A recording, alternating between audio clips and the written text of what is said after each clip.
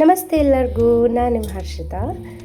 ನಾನಿವತ್ತು ನಿಮ್ಮೆಲ್ಲರಿಗೂ ಒಂದು ಹೆಲ್ತ್ ಡ್ರಿಂಕ್ನ ಹೇಳ್ಕೊಡೋಕ್ಕೆ ಹೋಗ್ತಾ ಇದ್ದೀನಿ. ನಾವು ರೆಗ್ಯುಲರಾಗಿ ಇದನ್ನು ಕುಡಿತೀವಿ. ನಿಮಗೆಲ್ಲರಿಗೂ ಇತ್ತೀಚೆಗೆ ಗೊತ್ತೇ ಇರುತ್ತೆ, ಅಪರಾಜಿತ ಫ್ಲವರ್ ಶಂಖಪುಷ್ಪ ಅಂತಲೂ ಕರೀತಾರೆ.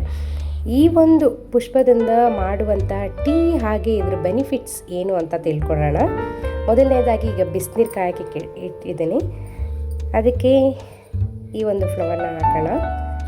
ಕೆಲವರು ಶಂಖಪುಷ್ಪ ಅಂತಲೂ ಕರೀತಾರೆ. ಸೊ ಇದಕ್ಕೆ ನಾನು ಸ್ವಲ್ಪ ಶುಂಠಿ,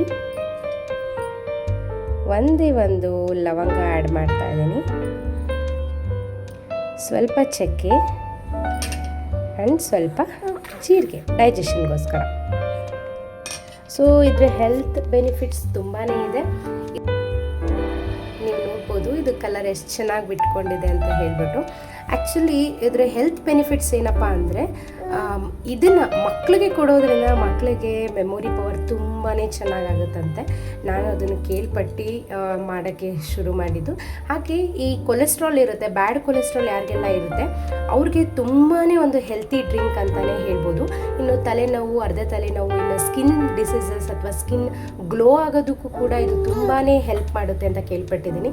ಸೊ ನಾವು ಆಲ್ಮೋಸ್ಟ್ ಒನ್ ಆ್ಯಂಡ್ ಹಾಫ್ ಮಂತಿಂದ ಕುಡಿತಾ ಇದ್ದೀವಿ. ನೀವು ಮನೇಲಿ ಮಾಡ್ಕೊಂಡು ಕುಡೀರಿ, ನಿಮ್ಮಲ್ಲಿ ಆಗುವಂಥ ಚೇಂಜಸ್ ನಿಮಗೆ ಗೊತ್ತಾಗುತ್ತೆ. ನಮಗೆ ಇದರಿಂದ ಒಂದು ಒಳ್ಳೆ ಹೆಲ್ತ್ ಡ್ರಿಂಕ್ ಅಂತಲೇ ಹೇಳ್ಬೋದು.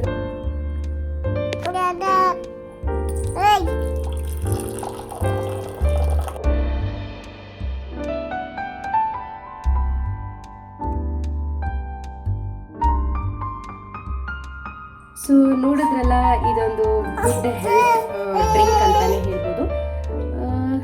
ನೀವು ಮನೇಲಿ ಮಾಡ್ಕೊಂಡು ಕುಡೀರಿ, ಹೆಲ್ದಿಯಾಗಿ.